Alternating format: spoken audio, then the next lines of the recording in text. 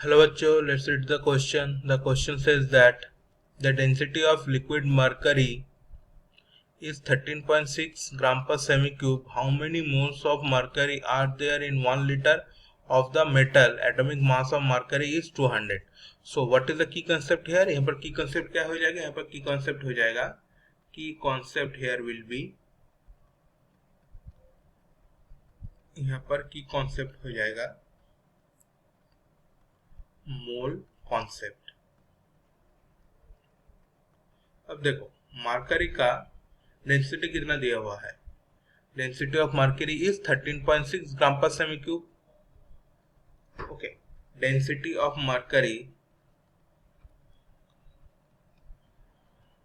Density of mercury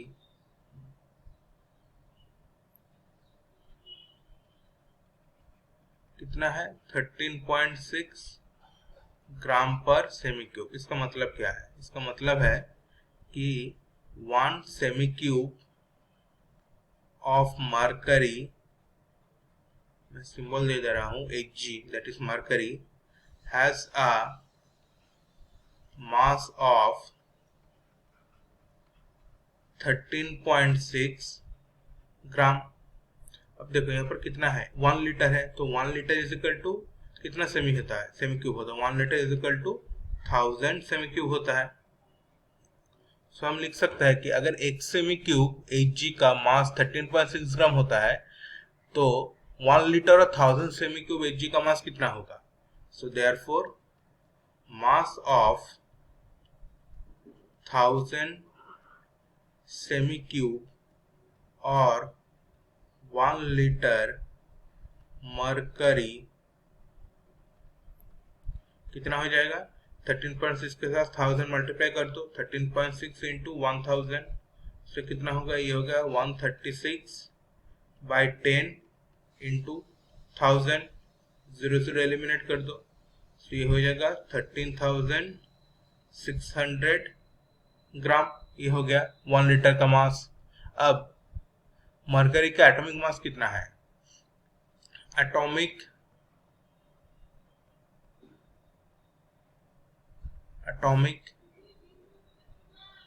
mass of mercury is equal to 200. अब number of moles निकालना है. सो नंबर ऑफ मोल्स का फॉर्मूला क्या है? Number of moles of mercury,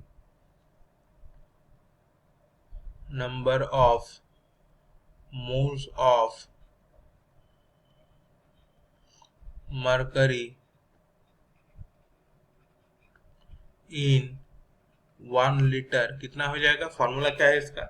given mass